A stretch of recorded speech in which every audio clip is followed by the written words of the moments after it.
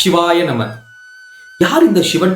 இன்னைக்கு மகா சிவன் ராத்திரி ஊர் உலகமே பயங்கரமா கொண்டாடுது. ராத்திரி விடிய விடிய முழிச்சுக்கிட்டு இருக்கு. அப்பேற்பட்ட மகா சிவன் ராத்திரி இன்னைக்கு. அப்ப அந்த சிவன் யாரு? சிவன் எல்லா இடத்திலும் இருக்கிறார், எங்கும் இருப்பவர். எதை பார்த்தாலும் அது சிவம். மரத்தை பார்த்தாலும் சிவம் தான். நீங்க ஒரு தொழில ரொம்ப உணர்வோட உண்மையா செய்யறீங்கன்னா அதுவும் ஒரு சிவம் தான். அது எப்படிப்பா எதை பார்த்தாலும் சிவம், எதை பார்த்தாலும் சிவன்? அது எப்படி? அதுக்கு ஒரு விளக்கம் வேணும் இல்லையா? அப்ப அது என்ன விளக்கம்? சிவம் தியானத்திற்கான கடவுள். அவரை எல்லா கோவிலிலையும் லிங்க வடிவத்துல தான் கும்பிடுறாங்க. ஏன் லிங்க வடிவத்துல கும்பிடுறாங்க? நீங்க தியானம் பண்ணும் பொழுது உங்களுடைய மூலாதாரத்துல இருந்து குண்டலினி சக்தி மெல்ல மெல்ல மேலே எழும்பி இந்த நெத்தி பொட்டுக்கு நடுவுல வந்து ஒரு லிங்க வடிவத்துல ஒரு உணர்வை கொடுக்குது. அந்த உணர்வுக்கு பெயர் தான் விழிப்புணர்வு.